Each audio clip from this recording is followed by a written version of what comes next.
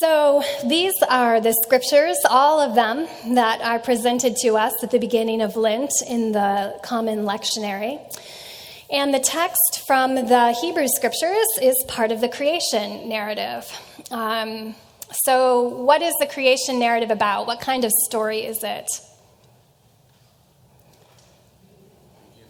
It's a story of beginnings. It's a story of relationship. If it fit into a genre, it would be an ideological story, right? It's explaining something. And remember that Genesis was written in exile, a long time after what it's talking about is supposedly going on. So it's an explanation of many things. And this morning is an explanation of maybe one thing, at least one thing, if not more than one thing. And I want us to think for just a minute about the context. Isn't it interesting that the way Genesis 2:15 starts is the Lord God took the man and put him in the Garden of Eden. And put him in the... Where was he? Where was he before God put him in the Garden of Eden? That's curious, right? Humans are placed in the garden, according to this first chunk of verses, 15 to 17, placed in the garden for a specific purpose. Here it's translated to till it and keep it. I think a better translation is to tend and to keep it. Humans are placed in the garden to tend it and to keep it, and to make sure that everyone eats. That's another story. Some of you remember it from the creation narrative of the animals, but that's one of humankind's primary tasks, is to make sure that everyone eats. And all of creation has already been established as something. What is it? Good, very good. Everything is very good. Not for what it does, not for its utility, not for what it doesn't do, but simply because it exists. The context is that everything is very good. And here we have this idea of God setting a boundary. What's the boundary? Don't touch the tree. So it's this thing about the tree of knowledge. When I was a kid, I think in my head, I somehow translated this, the tree of knowledge of good and evil, like they were two separate things. So the tree of knowledge, bad tree somehow, of good and evil, also a bad thing. What does the text really say? What is the tree? The tree is the knowing that good and evil exist. This tree represents knowing that good and evil exist in this world. And God sets a boundary. Don't go for that one, right? Here's the one thing in the garden that there's a boundary around. Don't overconsume. So I think the tree, I don't know how much you've thought about it before. I don't know how much you've thought about this tree of knowledge of good and evil, but I think it might be instructive for us this morning to think this is the explanation. This is the ideological story of how we became aware that both good and evil exist in the world. This is a story that explains humanity's awareness that the world is not simply very good, that good exists and evil exists. And I have this question right at the beginning of the text. There's another tree I'm wondering about. Can you guess which tree I'm wondering about? The tree of life. The tree of life. Where is the tree of life? It doesn't appear... I don't know. It doesn't appear to be here, or at least it's not pointed to. The tree that's pointed to is this tree of knowing. And something enters the story. Here a character enters the story. Who's the character that enters? Is it Satan? What? Why? How do you get that? Oh, someone told you that in Sunday school.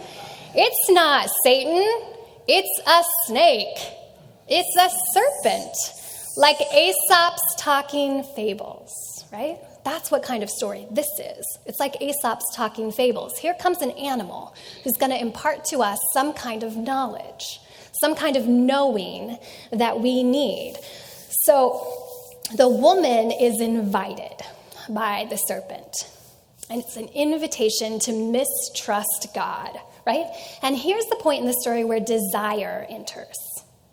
Do you see that? Do you see how desire enters this story? Or another way of saying it might be the arrogant eye enters this story. Because up until now, God has looked, and what does God see? Good. That is very good. That is very good. Eve looks, and what does Eve see? And by the name, her name isn't Eve. This is also a bad translation. It is the woman. The woman looks, and what does the woman see? She saw that the tree was good for food, that it was a delight to the eyes, that the tree was desired to make one wise. She sees it in an arrogant eye kind of way, the ability to consume. She sees that thing, and instead of just recognizing its goodness, she wants it for herself. Right? So we might say the arrogant eye. Another way to think about it is simply desire. Desire enters this story here. And the Midrash says, hey, folks, desire is part of what makes a human a human. So desire was going to enter the story at some point. Here's just the way we chose to tell it. Desire enters the story right here. Do they die? They don't die. What happens? Yeah, what happens before they put clothes on? They feel ashamed. What else? Their eyes are opened. Yeah, so it's not that their circumstance changes, it's that their perspective shifts, right? They see something in a different way than they had seen it before. And Trina said they were ashamed, and that's a word that often comes up in this translation, which I think is very interesting. Because what happens, what they actually notice when their perspective shifts, is that they're vulnerable. How much more vulnerable are you than when you are naked? I think of a movie I once saw, or maybe it was a TV show, where a woman has taken a shower and she's jacked her back or something in the shower and she can't move. And she's on the floor, and she doesn't have a partner, and someone has to come into her apartment and get her up off the floor. That's a pretty vulnerable place, right? So there's vulnerability that enters this story and is codified in this kind of this really symbolic way. And the wisdom of the ancient narrative tells us that for a long, long time, humans have been coupling vulnerability with shame. That's not something Brené Brown discovered. It's been going on forever. That humans have interpreted vulnerability to mean there's something to be ashamed of here. So the humans cover themselves, right? They sew fig leaves. They make loincloths for themselves. And this points to a fracture, right? I don't want to say brokenness, because when I say brokenness, I realize for some people that really rubs you in the wrong way. You're not broken. A human being isn't broken, and I agree with that. But we have some kind of fracture. And what this story is telling us is not so much about original sin, and it's certainly not about whose fault it is. I think when we get into the dynamics of saying, is this the woman's fault? Is this the man's fault? Is it Satan's fault, who's not even a character in the story? We're really missing the point. The story is about fractured relationships between humanity and creation, between humanity and one another, because what does Eve do when her vulnerability is laid open? What does she do? She blames Adam, doesn't she? She blames someone else. That's the reason that she messed up. It's an exploration of how we fracture relationship between each other all the time, and about how our relationship with God is also in a state of fracture. And you might consider, one way for thinking about that fracture might be that in this story, the fracture is shame. The fracture is not vulnerability. The fracture isn't desire. The fracture is shame, which keeps Adam and Eve, will prevent them from living in their vulnerability and therefore from the fullness of being human. Maybe original sin has nothing to do with the apple that's not an apple,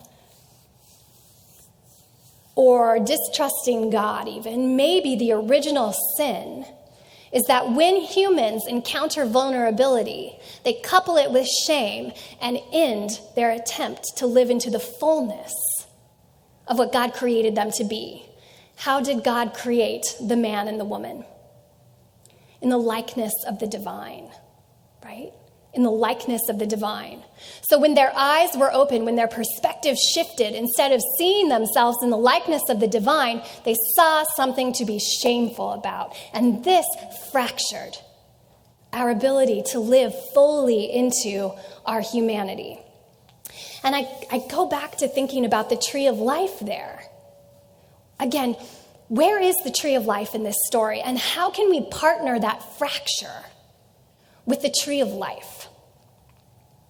So, knowing becomes really important in this story. Knowledge, knowing. What do we know and how do we know it?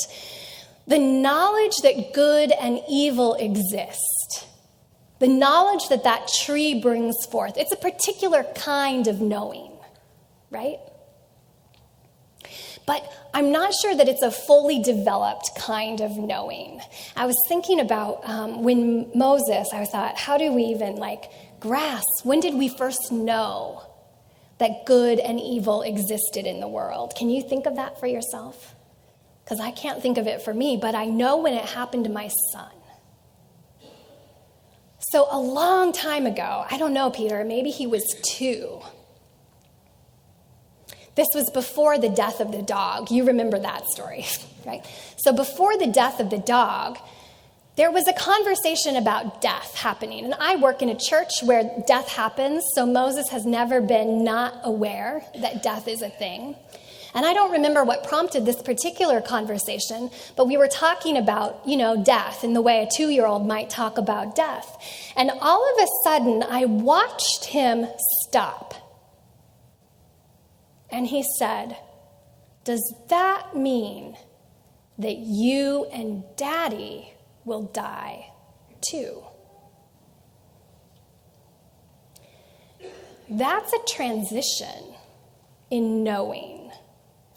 That's the moment that he became aware that the world wasn't purely good, that there was something else out there. And in his tiny 2-year-old brain, he understood that death is a part of the something else out there that's not good. I'm not sure I agree with his theology, but that's where it is or was at 2 years old. What he didn't have was a grasp on wisdom. He knew, but he didn't have wisdom. And the tree of life is the tree of wisdom. When it's represented in the text, wherever it's represented in the text, it's represented as having wisdom. The tree of life is associated with Sophia, who is a Greek concept of wisdom, a feminine character for wisdom that indicates the fullness of life. Wisdom and the fullness of life, or well-being, are intimately linked. So the fact that the tree of the knowledge, the knowing that good and evil exist, doesn't have the partner tree of life, of wisdom, of what Moses will have to grow into developmentally and discover that death isn't evil, right? There's something else there. But knowing in and of itself provides us with an incomplete and partial knowledge. Knowing is not enough. It must be partnered with wisdom. And so if we move to the Gospel of Matthew, what's the context of this story? I know that was a harsh jump. Okay, let's go to Matthew. I'll tie them back together. But what's the context? What has just happened? Well, he's in the desert, yes. He's being tempted. He has just been baptized. And in Matthew's gospel, the dove comes and names Jesus, identifies Jesus with a word that we use a lot of the time, beloved. God says, this is my beloved. It's an identity marker. This Jesus, this is my beloved. So Jesus has just been baptized, named beloved, and gone into the wilderness for this 40-day period. What do you know about 40 days? What's 40 days? Someone said Lent. A long time. 40 days is a long time. It's also a very repetitious number in the text. It's used in a lot of different places. It seems to be meaningful. Do you think it actually means 40 days? So what we think about it is that it means a longer time than is comfortable. Lent is a longer time than is comfortable. So was this amount of time that Jesus was in the wilderness. It was a longer time than is comfortable. But he's in the wilderness sort of working out his identity. And so when we first glance at why the lectionary would have paired Genesis with Matthew, what are some guesses we might have? What? Temptation. Temptation is a great guess. What else? What's that? Being human. Right on, that's what I think too. It might be that the Satan supposedly appears in both of these narratives, right? But I think Ken is getting at something, that the connection there is not just about temptation. And it's not just about the serpent or the character of Satan. It's deeper and fuller than that. If the man and the woman in the garden fundamentally missed that humans are tethered by boundaries. That's part of what they missed, right? They missed that tree was really a tree they didn't need to go consume. They missed that part of it. If that was fundamentally misunderstood by humanity in that Hebrew text, Jesus gets it here.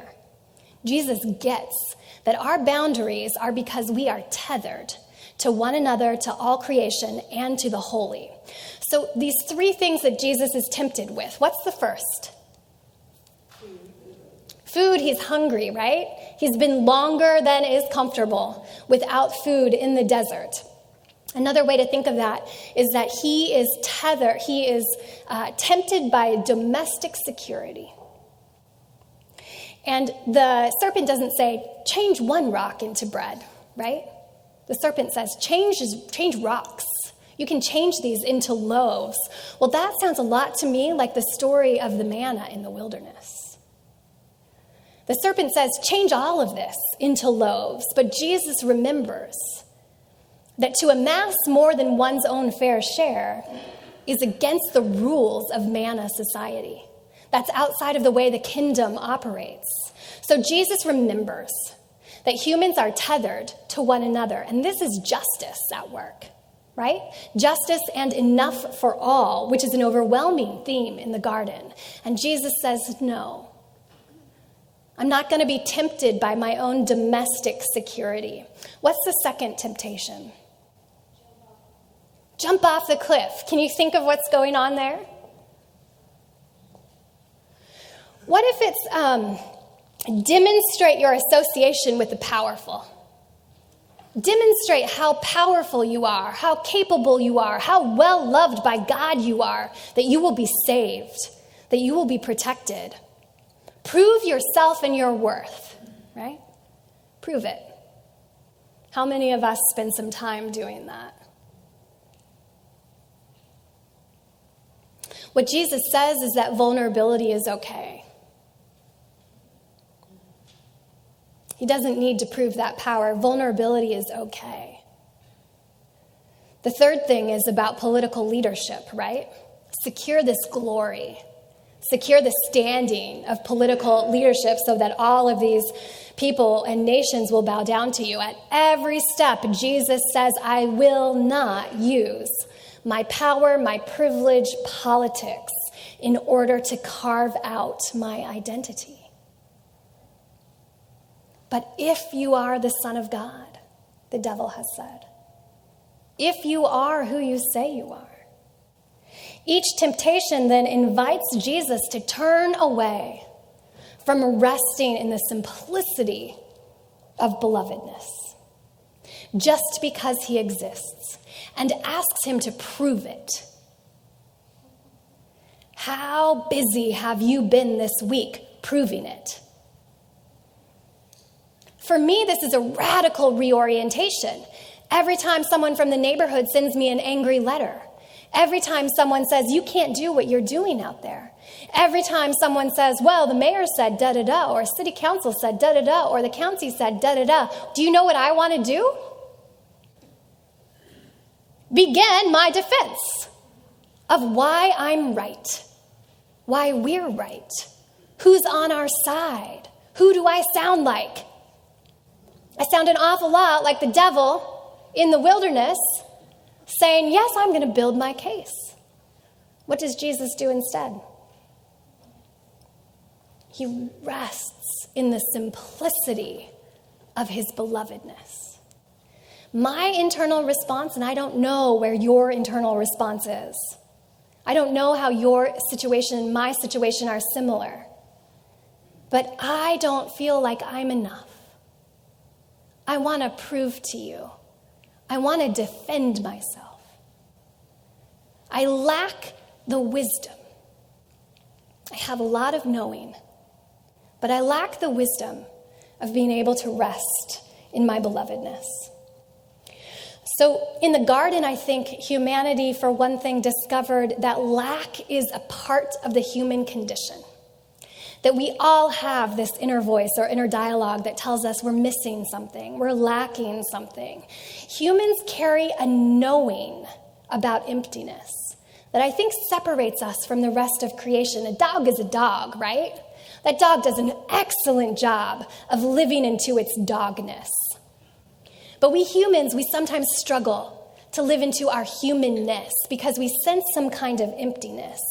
And in the garden, the first humans decided that the emptiness looked like a piece of fruit. Maybe that will go in that hole. Jesus was invited to think that maybe it was security or power or glory. But Jesus couples knowing with wisdom in a way that I think was beyond the developmental capacity of the first humans. But both narratives get at this question of what does it mean to be human? So I have some possibilities for you to be in reflection about this week. You might ask yourself the question, what are you longing for? What emptiness is within you? And do you have a grasp on it, right? Or can you kind of point to it like you know it? You know what your emptiness might be? Or do you have a grasp on it from wisdom's perspective? Can you talk back to it, in other words? That's my first question. What's your emptiness? What's that space? And do you know it, or do you know it coupled with wisdom? I might invite you to draw wisdom alongside you as you sit with whatever that is this week. Because so much of these scriptures seem to be about identity, my second question is, what identity issue do you wrestle with? And how busy do you keep yourself amassing security? Some of us do that with our 401ks, or the amount of stuff in our house, or the size of our savings or our checking account. Some of us amass power, right? What do you know about your identity, and how busy do you keep yourself distracted from dealing with it? And then I have a question about shame. How does shame prevent you from living and engaging your vulnerability? Because the story tells us that vulnerability is a critical part of being human. And if shame stops your ability to move into the vulnerability, you and I are failing at the task and the divine responsibility of becoming fully human. Lent is an awfully good time to hold these kinds of questions for a time that is longer than is comfortable, to rethink, to take stock, to truly reflect on the life you are living and whether or not you are stepping into the fullness of your humanity this season. Amen.